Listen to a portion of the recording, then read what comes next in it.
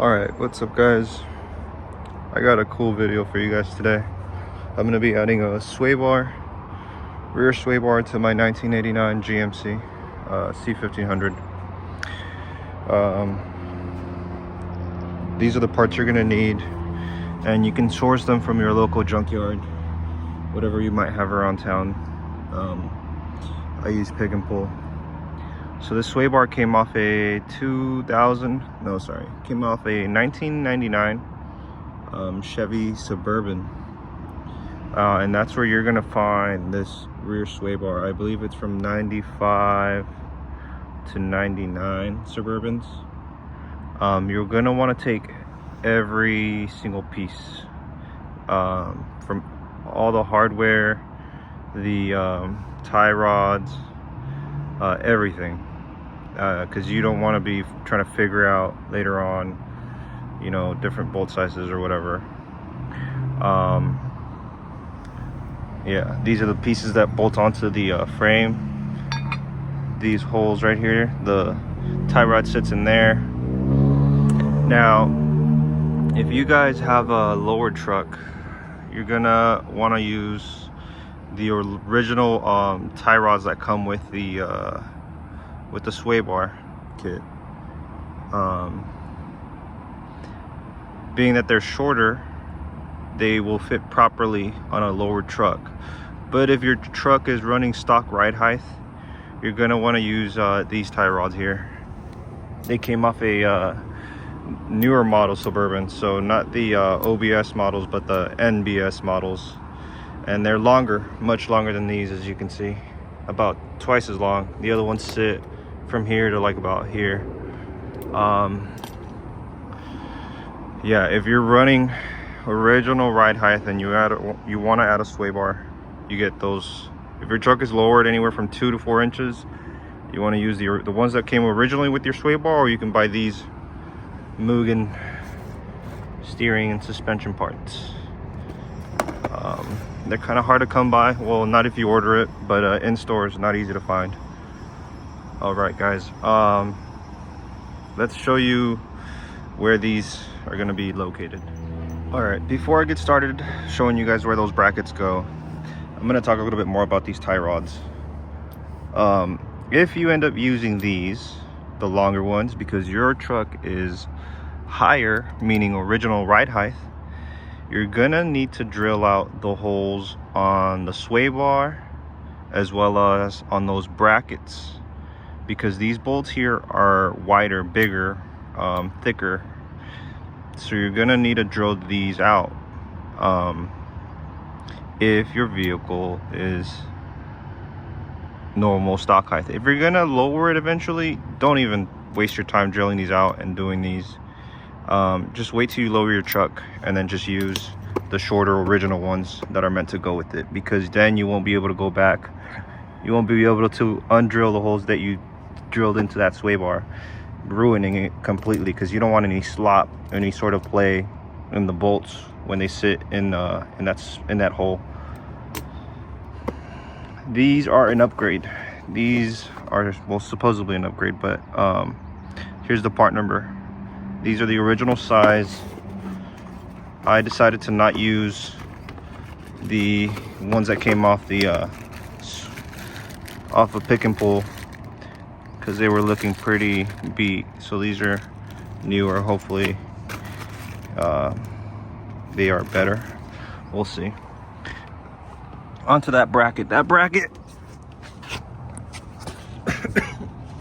sits right here where these two bolts are now. You don't have these bolts drilled in your truck if your truck does not come with the sway bar, which it shouldn't. Most didn't. The way to figure out where these holes go is by using this access hole. This access hole, if you measure from this backside all the way back 9 1/4 inches to the center of the hole, you'll figure out where your back hole goes. Then you bolt it in place and you can now drill out your front one. Now, the reason why I'm telling you guys, grab every single piece of hardware and everything that comes with the sway bar is because you get things like these.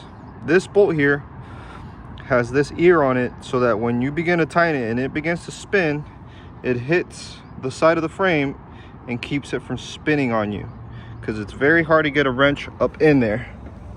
This bolt goes behind the frame there, and to be able to get a wrench in there, not that easy. So make sure you get all the hardware, like I said. On the passenger side, you might have some trouble if you have a side exhaust like me. It's gonna get in the way.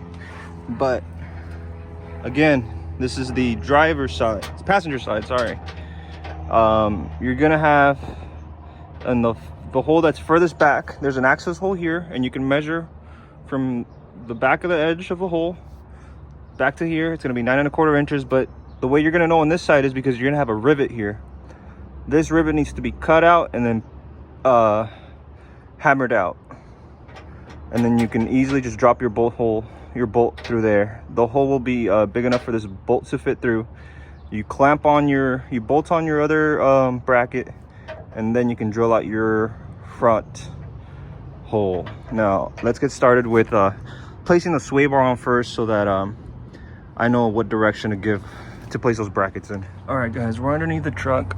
One other thing I forgot to point out is you're gonna need a 3-inch exhaust clamp and a 2.5-inch exhaust clamp. You're gonna use a 3-inch U-bolts. You're gonna use a 2.5-inch bracket. The reason why it's two different sizes is because this here is 2.5 inches apart. Therefore, the holes here need to be 2.5 inches apart. If not, they won't line up with these two.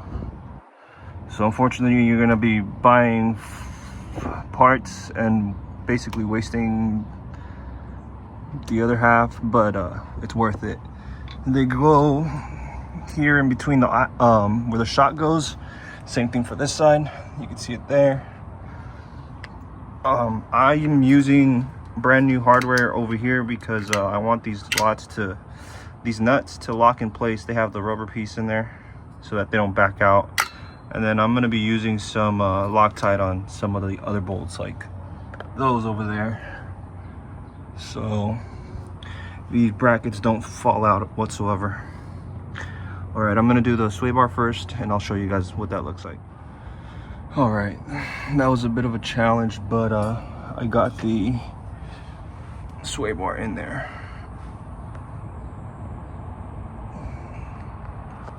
Now I'm gonna go place these in place and use the tie rods to figure out if I want the hole facing backwards or forwards.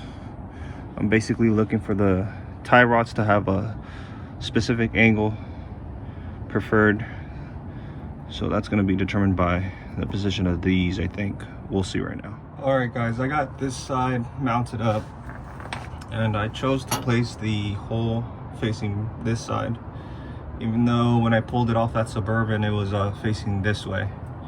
Now my logic for doing that is, well, it's not my logic, but from what I've come to understand, the way these sway bars work is they flex, they twist up and down in this motion. And what I seen in one of the videos was the guy was describing that really you don't want it to be perpendicular or straight up and down like this. You want it to have a slight angle. Let me see, there's that side. I can't get it to sit there. There's that side, and if you notice, I'm gonna have a slight rake in that direction, which is what you want. You don't want this to sit straight up and down. You want it to sit slightly facing with the bottom side more towards the front. I don't know if this position is optimal, but I'd rather not find out. Let's say I placed a hole on this side instead. I'm just gonna go with the way that I sort of came to find out that I think it goes. I don't know, this way. All right, sway bars in, all buttoned up.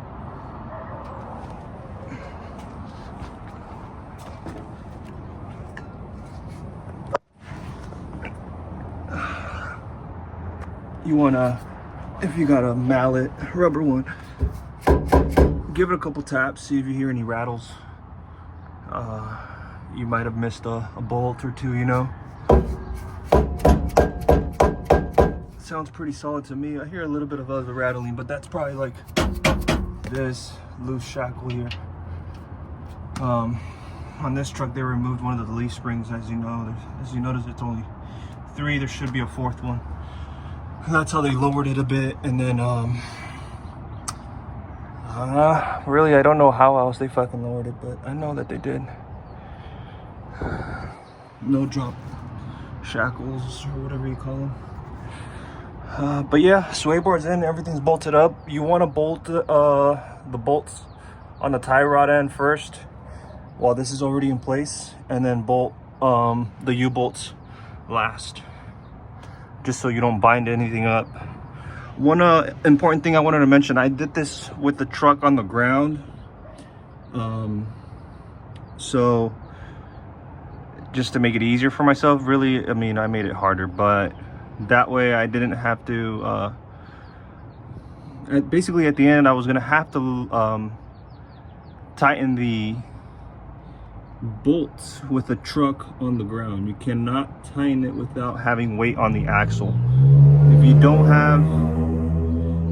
have any weight on the axle, you cannot tighten those bolts down, because you're gonna basically destroy those tie rods if you do that. Ah, man, I'm looking at some of the sketchy stuff that they were doing here. Look at this big ass bolt as a spacer. I'm gonna have to change some of that stuff up. I've been thinking about cutting these, but I don't know if to do that or not. All right, guys, well, that pretty much completes the video. I'll give you guys a look from back here.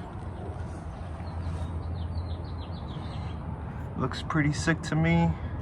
In the future, I want to do an adjustment where I change the position of the shocks so that that one over there is facing back here like the rest of them are, or like that one is. Basically, there's really no actual purpose as to why they did it that way, but yeah, there's no actual benefit is what I mean. Might have a purpose or a reason as to why, but yeah, I'm not really interested in having it look like that. I want it nice and cool. Alright guys, that completes today's video. I need to go get new tires.